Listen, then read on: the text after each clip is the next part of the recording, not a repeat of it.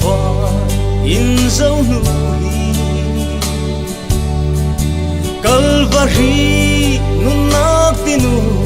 Jisu'i ti sen Thiang ling sunga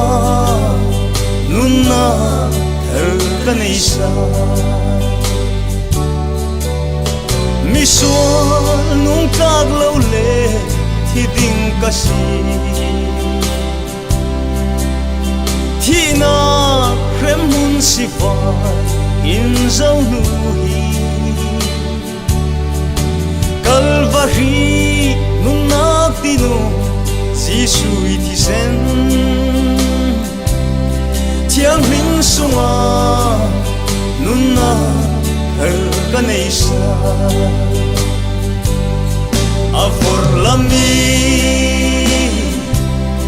mi sual pai Jisu naram na thenti ka hin na in ta omo Jisu a au thong su a thei te ka Tui ni a paradisa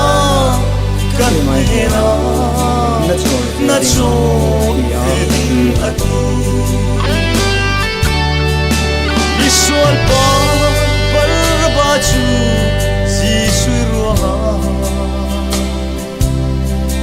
Calvary lurut lang thi naging alwa Siman se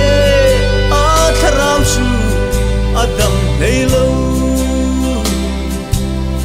Jisu nei tu lohi miluat kan si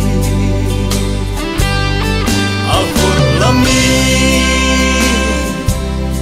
mi sual pai Jisu naram na thenti ka in ta omo Jisu a au thong su a thei te ka Tui ni a paradisa kan mehera na cho in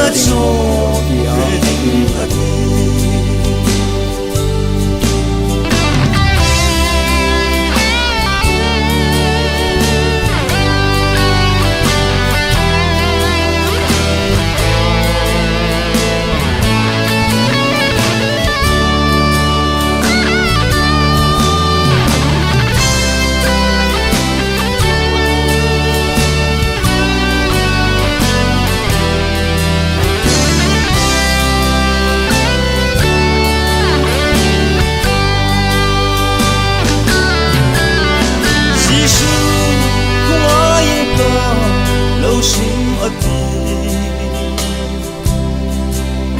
Sau khal ka thu thei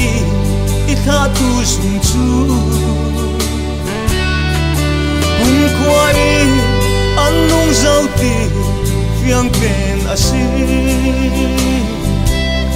Thiam cho in ku Khoano na cho an nei A vor lami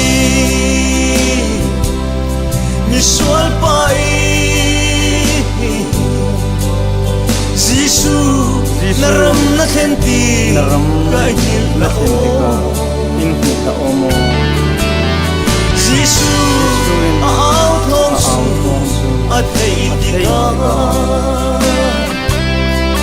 Tui ni a paradisa kan mehera